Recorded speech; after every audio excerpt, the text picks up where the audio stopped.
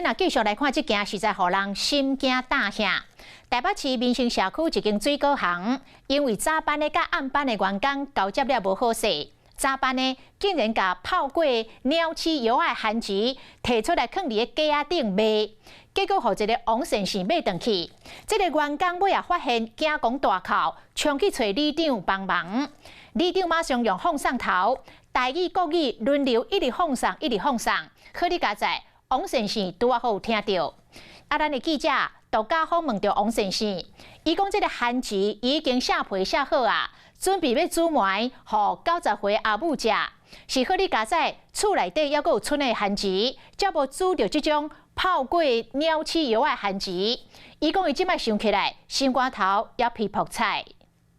还好，很幸运了。如果吃下去，那不堪设想。真正好佳在，这个王先生冰箱一个拍开，下骹这个空位本来是放毒番薯。我妈妈看我本来昨天也是吃地瓜稀饭嘛，今天想也是继续吃，结果还好没有旧的先吃掉了，就没有吃到那个有毒的。险险将毒番薯食落腹肚底。家在厝内还有其他剩的番薯，才无食到毒番薯。来买那个地瓜，我正好说，我有啊，我就下去看，结果下去之后，有个警员就赶说来了，就赶快给那个柜台小姐，她一边哭啊，她很感动，一边哭，还好没有吃到下去，没有下肚了。刚好很近啊。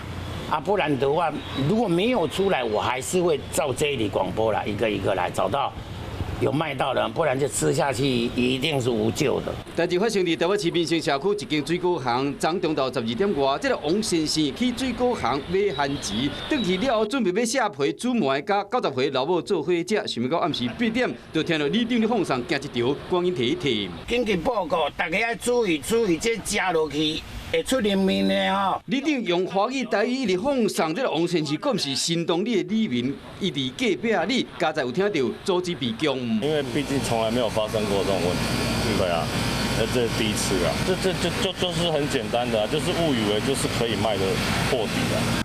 原来是水果行交接班出问题，进了一天的暗班，将浸过鸟鼠药的番薯放伫店内交代无清楚，过两天的早班都做讲会当卖。刚我们在稽查的时候，有看到它的粘鼠板放的位置比较靠近它所贩售的水果，那这个部分我们已经立即要求它应该要去分开摆放。卫生局到现场稽查，意外发现讲要鸟鼠黏甲水果放做伙。针对卖有鸟鼠药的番薯，依照食安法上悬会使罚2亿。家在最后是虚惊一场，若无食后果不堪设想。Hello， 我是林仙怡。想要抢先掌握最及时的新闻资讯吗？赶快订阅、按赞、开启小铃铛，锁定华视新闻 YouTube 频道。